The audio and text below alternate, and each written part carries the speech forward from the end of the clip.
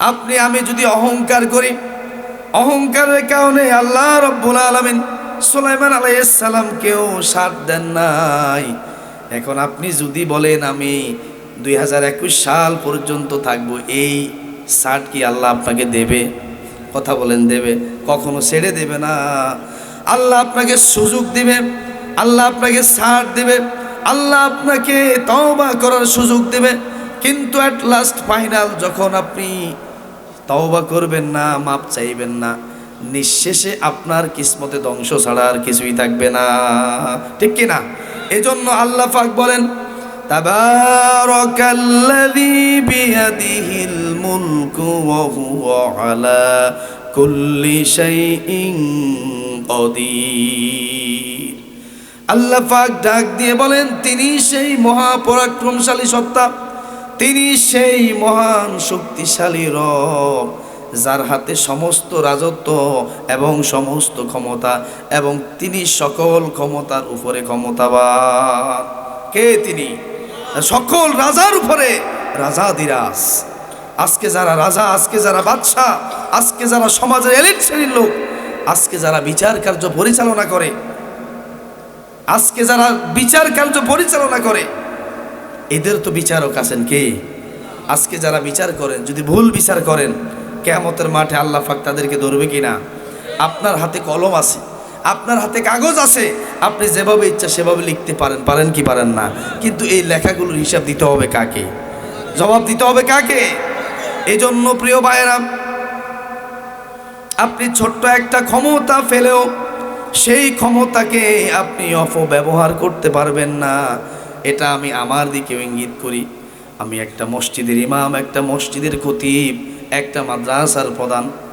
আমিও যদি এই ক্ষমতাটা পাই, পাওয়ার পরে আমার অধীনস্থ যারা থাকবে তাদের উপরেও এই ক্ষমতার অপব্যবহার করা যাবে। কারণ আজকে প্রধানের দায়িত্বে আছেন, আজকে ইমামের দায়িত্বে আছেন, কালকে আপনাকে এই চেয়ার ছেড়ে দেওয়া লাগবে কি লাগবে না? আর যত ব্যক্তি, যত মানুষ এই চেয়ার নিয়ে দম্ভ করেছে, অহংকার করেছে, প্রত্যেক ব্যক্তিকে আল্লাহ পাক অপমান, বেজ্জতি, লাঞ্ছনা দিয়েছে কি দেন নাই? আর যে সমস্ত লোকগুলো চেয়ার পাওয়ার পরে, ক্ষমতা পাওয়ার পরে অপব্যবহার করেন নাই, আল্লাহ রব্বুল আলামিন ওই ব্যক্তিগুলোকে সম্মান দিয়েছেন কি দেন নাই?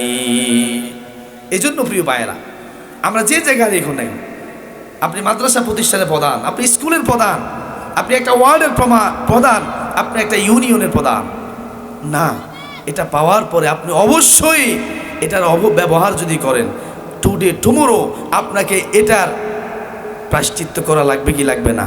কারণ আল্লাহ নেই বিচারক। আলাইসাল্লাহু বিআহকামিল হাকিমিন। আল্লাহ হচ্ছে সকল বিচারকদের চাইতে উত্তম বিচারক, ঠিক কিনা? এই জন্য আল্লাহর কাছে কোনো বেইনসাফি কাজ নাউজুবিল্লাহ থাকবে। আল্লাহ যাই কিছু করবেন ইনসাফ ভিত্তিক করবেন, বান্দার উপরে, তার আমলের উপরে, তার কর্মের উপরে, ঠিক কিনা? এবার খেয়াল করেন, সেকেন্ড যে আয়াতটা আমি পড়লাম, আল্লাযী খলাকাল মাউতা ওয়াল হায়াতা লিয়াবলুয়াকুম আইয়ুকুম আহসানু আমালা ওয়া হুয়াল আজিজুল গফুর। আল্লাহ পাক সূরাতুল মুলকের 2 নম্বর আয়াতের মধ্যে জানিয়ে দিয়ে বলেন, আল্লাযী খলাকাল মাউত, তিনি সেই মহান সত্তা, তিনি সেই মহান রব যিনি মৃত্যু সৃষ্টি করেছেন। এক সময় আমি চিন্তা করলাম, ঘটনা কি, আমাদেরকে দুনিয়াতে ফাটানোর পরে আমাদের মৃত্যু হবে, কিন্তু আল্লাহ রব্বুল আলামিন হায়াতের আগে মাউত শব্দটা কেন ব্যবহার করেছেন? এক সময় চিন্তা করলাম, পরবর্তীতে যখন রিসার্চ করা শুরু করলাম, ঘটনা কি, এই শব্দটা, মাউত শব্দটা হায়াতের আগে কেন আসবে? মুফাসসিরে কেরাম এর ব্যাখ্যা দিতে গিয়ে বলেন, একজন বান্দা, একজন মানুষ মায়ের গর্ভের ভিতরে থাকে কি থাকে না, 9 মাস 10 দিন অথবা 10 মাস 10 দিন, যা কিছু ধরেন, এই মাসগুলো আল্লাহ রাব্বুল আলামিন একজন মানুষকে তার মায়ের গর্ভের ভিতরে কত আদর যত্ন করে, কত রহমত করে রাখেন কি রাখেন না, কত মায়া করে, কত মোহাব্বত করে আল্লাহ রব্বুল আলামিন আপনাকে আমাকে মায়ের রেহেমের ভিতরে রেখেছি কি রাখেন নাই?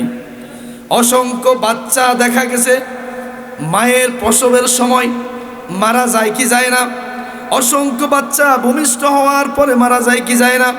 অসংখ্য বাচ্চা মায়ের পেটের ভিতরে মারা যায় কি যায় না?